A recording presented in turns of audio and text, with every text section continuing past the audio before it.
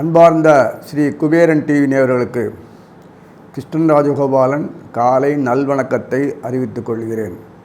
இந்த சித்திரை மாதம் சொல்லக்கூடிய சோபகுரு வருஷம் ஒரு பொன்னான காலம். அந்த வருடம் ஃபுல்லாகவே நல்லாவே இருக்கும். இப்பேற்பட்ட காலத்தில் கிரகங்கள்லாம் பார்க்கும்போது நாதர்கள் ஒருத்தரும் வக்கரம் இல்லாமல் அருமையாக செய்கிறாங்க. அது எப்படி இது மாதிரி சூழ்நிலை வந்துட்டுன்னா, ஒரு ஆஃப்டர் எஃபெக்ட் ஆஃப் தி வார் முடிஞ்ச பிறகு எப்படி ஒரு மோசமான நிலைமை ஆகி மீண்டும் ஒரு இயல்பு வாழ்க்கை வருகிறதோ அந்த மாதிரி வாழ்க்கை அமைப்பு தான் வரும். இந்த நிலையில் பார்க்கும்போது கிரகநாதர்கள்லாம் எப்படி இருக்காங்கன்னா, குரு மீனத்தில் இருக்கார். அவர் சித்திரை 9ஆம் தேதி சொல்லக்கூடிய அந்த நாட்களில் ஏப்ரல் 22ஆம் தேதி மேஷத்துக்கு போயிடுவார். இப்போ மேஷத்தில் பார்த்தோன்னா சூரியன், குரு, இந்த புதன், அதோடு மட்டும் இந்த ராகு இருப்பாங்க. சனீஸ்வரர் பார்த்தோன்னா கும்பத்தில் ஜம்முன்னு உட்கார்ந்துருப்பார். அவர் ராகு பார்க்க, இவரை பார்க்க, ராகு தலையாட்ட மொத்தமாக எல்லாம் சனீஸ்வரன் கையில் வந்துடுது. அப்பேற்பட்ட ஒரு நிலவில் இருக்கும்போது யோகங்களுக்கு எல்லாருக்கும் யோகம். மெயின் அதிகாரி யாருன்னா சூரியன். அவர்கிட்ட தான் எல்லாமே வருது. சந்திரன் அடுத்தது மகரத்தில் உட்காந்துருப்பார், உத்திராட நட்சத்திரத்தில் இருப்பார். இப்போ திருவோணம் போவார். அந்த மாதிரி அந்த துவக்க காலத்திலேயே அமைஞ்சிருத்துன்னா எல்லாருக்குமே ஜாதகம் போடுற துவக்க காலத்துலாம் போடுவாங்க. ஜாதகம் எழுதுறது என்றைக்கு பிறந்தானோ அந்த டேட்டில் கரெக்டாக போடுறாங்க இல்லையா? அதே மாதிரி இந்த மாதம் ஆரம்பத்திலேயே பிறக்கும்போது நல்ல சுபயோகத்தில் பிறக்கிறது, நல்ல சித்த யோகத்தில் இருக்குது. அதனால் இவ்வளோ அருமையான ஒரு நல்ல நேரத்தில் இருக்கும்போது வளமிக்க ஒரு எதிர்காலத்தை எல்லாருக்குமே கிடைக்கும். நோய் நொடியற்ற சமுதாயம் வழங்கும். நாட்டில் கலவரங்கள்லாம் இல்லாத அமைதியாகிடும், ஆனந்தம் இருக்கும். திருடு கொள்ளை இதெல்லாம் இல்லாத போயிடும். சமுதாயத்தில் வாழ்க்கைக்கு வேண்டிய அம்சங்கள் நிறைய இருக்கும். எதிர்பார்ப்பு இனங்கள்லாம் நல்லா சிறப்பாக செய்யலாம். வாழ்க்கை வளமிக்க தான் இருக்கும். ஒரு தெருக்கு ஒரு ஹாஸ்பிட்டல் இருக்குது, அதெல்லாம் இனிமேல் இருக்காது. அந்த அளவுக்கு ஈத்து முடிவு நிலை தான் வந்துடும். எல்லாருக்கும் வேலை வாய்ப்புகள் இருக்கும்.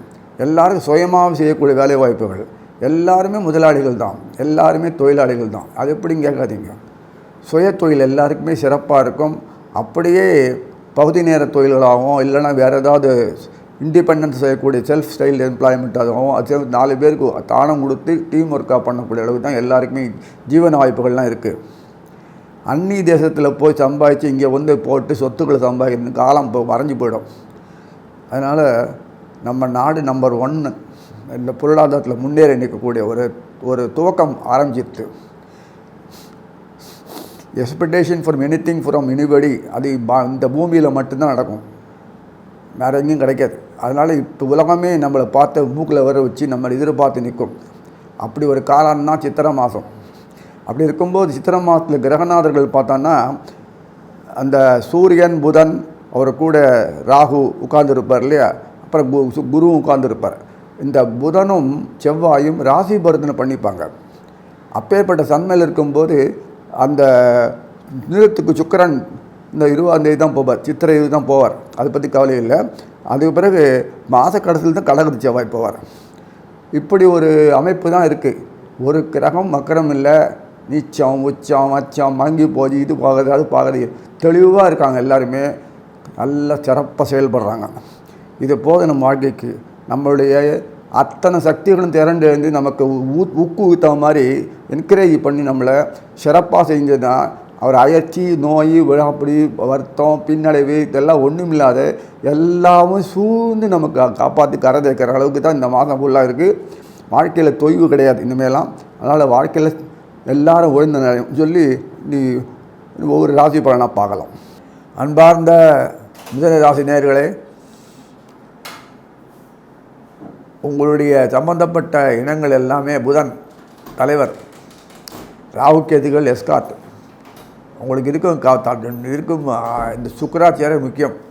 அவரும் ரிஷபத்தில் உட்கார்ந்துருப்பார். சத்தம் போடாமல் 20ஆம் தேதி மிதுனத்துக்கு வந்துடுவார். மிதுனத்தில் உட்கார்ந்த செவ்வாய் மேஷத்தில் உட்கார்ந்த புதனோட ராசி பரிவர்த்தனை பண்ணிக்கிறார். இது மாதம் பாருங்க எவ்வளோ. உங்களுடைய லாபத்தானத்தில் இந்த மேஷத்தில் சூரியன், குரு, ராகு, புதன் இப்படி எல்லாருமே உட்கார்ந்துருப்பாங்க. 9ஆம் இடத்துல பார்த்தீங்கன்னா சனீஸ்வரர் உட்கார்ந்துருப்பார். சனீஸ்வரர் உங்களுக்கு 8க்கு 9 ஒருவர். 8ஆம் வீடு நமக்கு தேவையில்லை. அது 8ஆம் வீடுன்றது எல்லாருக்குமே ஒரு பயமாக தான் இருக்குது இல்லையா? பயப்படக்கூடிய அளவுக்கு 8ஆம் வீடு வரும். 8ஆம் வீடு இருக்குன்னா தேவையில்லாததை நம்ம விளக்கிறதுக்கு அதே பாக்யாதிபதி செய்வார்.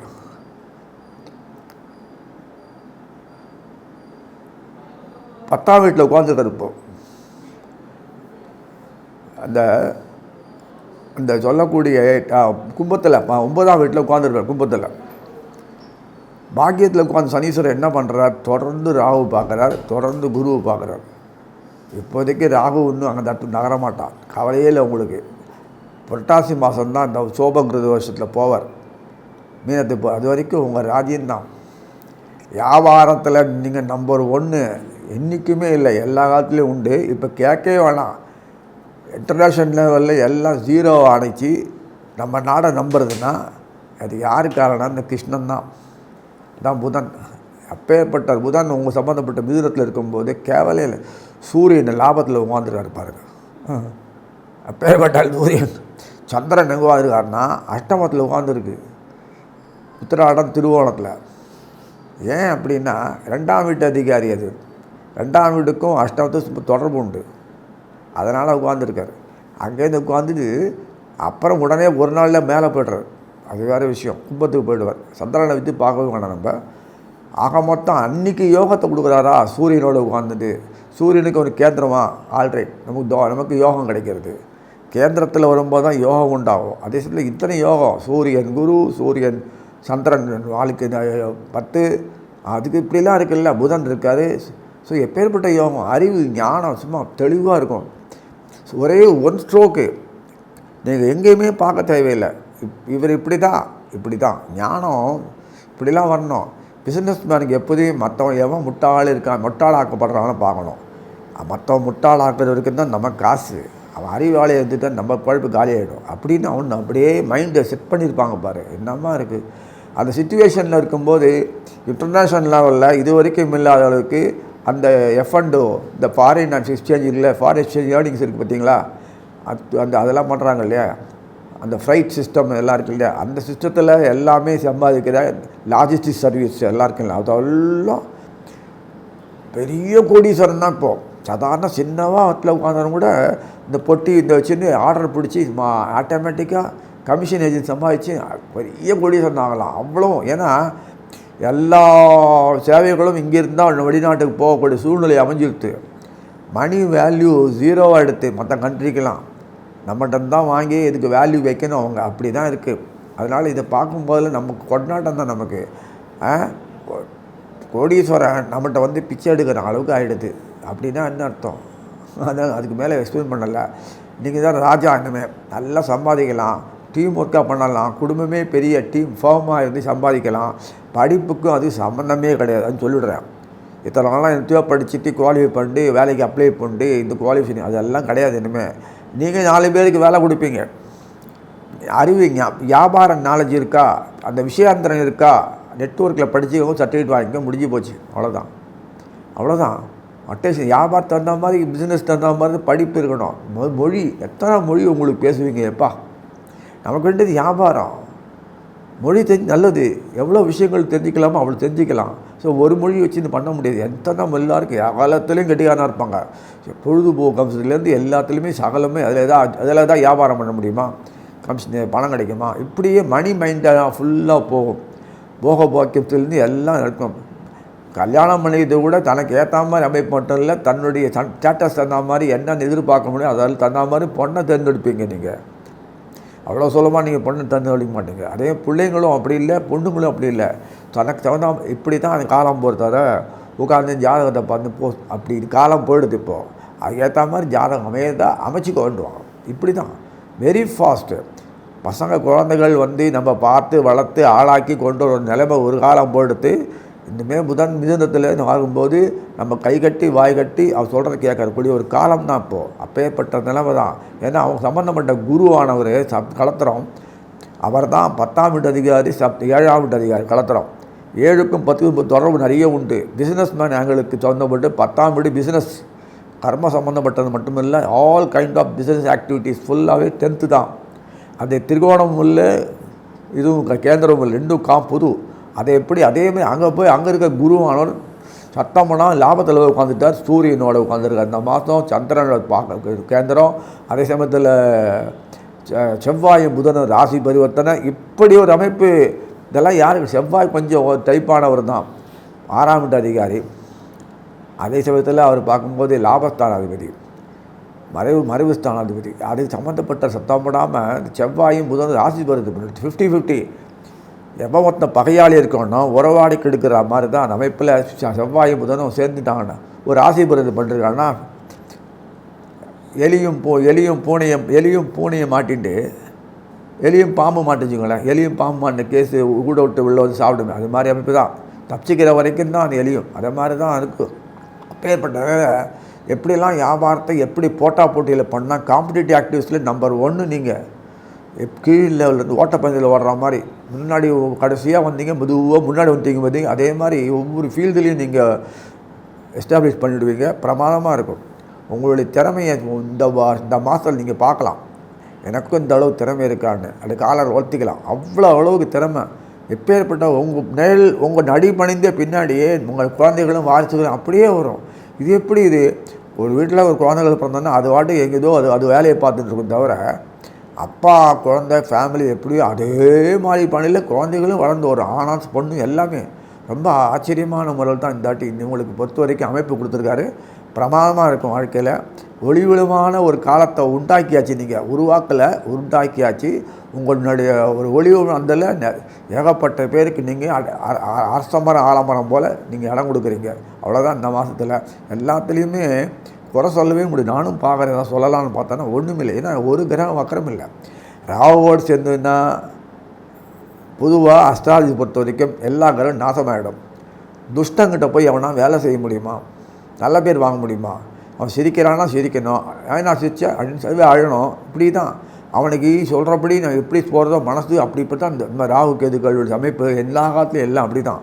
ஆனாலும் இந்த கண்ட்ரோல் பேனல் வரும்போது கிருஷ்ணர் சுக்கராச்சாரியர் சொல்கிற கேட்டு தான் ஆடும். அது நமக்கு ஒரு சௌரியம், நமக்கு வேண்டிய காரியம் ஆகணும், அவ்வளோதான். அதனால் அப்பேற்பட்ட மிதுனத்தை பொறுத்த வரைக்கும் சுகத்தனாதி புதன் அவரே தான். குருவானவருக்கு சப்தமாவதி அந்த முக்கியமான சொல்லக்கூடிய அந்த ஜீவனத்துக்குரியவர் அவரே குரு. இத்தனை பேர் இருக்காங்க. செவ்வாய் வியாபார முதலீடு போட்டு பின்னாடி இன்வெஸ்ட்மெண்ட் ரிட்டர்ன் வரத்துக்கு செவ்வாய் வச்சுருக்காரு. அவரே லாபாதிபதி. நல்லா பயன்படுத்திக்கிறாங்க. இதோட ஒரு அமைப்பு, அதிர்ஷ்டமான ஒரு அமைப்பு கோச்சாரத்தில் வருதுன்றது இது வரைக்கும் நான் பார்த்ததே இல்லை. இப்படி படிப்படியாக ஸ்டெப்பாக போயிருக்கு. நான் இன்னுமே இந்த காலத்துலையுமே படிப்படியாக இருப்போம். நானுங்க அப்படியே அப்லிஃப்ட்டு தான். இந்த பட்டன் தட்டினா மெதுவாக போகிறாம லிஃப்ட்டு அதே மாதிரி அமைப்பில் தான் போகிறது. அளவுக்கு வேகம். இந்த மாதம் வேகத்தில் இன்றைக்கி செய்யக்கூடிய காரியங்கள் ஒன்றுத்துக்கு ரெப்பிட்டேஷனே வராது. எதை போட்டாலும் நஷ்டம் வராது. அதுக்கு உண்டான ஆதாயம் வந்துகிட்டே இருக்கும். இன்வெஸ்ட்மெண்ட் பல மணி ஆகும். 1க்கு 4 மடங்கு ஃப்ரான்ச்சைஸ் வைப்பீங்க, சிஸ்டர் கன்சர்ன் வைப்பீங்க, ஏதோ ஒரு பிஸ்னஸ் போயிட்டு இருக்கும். அந்த எக்ஸ்பான்ஷன் ஆஃப் பிஸ்னஸ் நிறைய பண்ணலாம். நம்ம இந்த சந்தர்ப்பத்தை பயன்படுத்திட்டு போட்டால் வருமா, நெகட்டிவ் தாட்டே கொண்டுறாதீங்க. போட்டால் வருமா, நம்ம அகலக்கால வைக்கிறோமே அப்படிலாம் பாழாயிடுமே அப்படின்னு நினைக்கக்கூடாது. எந்த துறையிலும் சரி தான். நம்மளுக்கு பொறுத்த வரைக்கும் அந்த பாரம்பரிய தொழில் சம்மந்தப்பட்ட விஷயங்கள் எல்லாமே ஆடை அலங்காரம், சாப்பாடு, உணவு, டிஷ்ஷஸ்ஸு, காஸ்டியூமு, இதெல்லாம் இருக்குல்ல, கலைகள், இதெல்லாம் நம்பர் 1 உடனே கொடுக்க சொல்லி வாழ்த்தி அமைகிறேன். ஸ்ரீ குபேரன் டிவியை பார்த்தமைக்கு நன்றிகள். மேலும் இது போன்ற தகவல்களை தெரிந்து கொள்ள ஸ்ரீ குபேரன் டிவியை சப்ஸ்கிரைப் செய்யுங்கள். மறக்காமல் பெல் ஐக்கானை கிளிக் செய்யுங்கள்.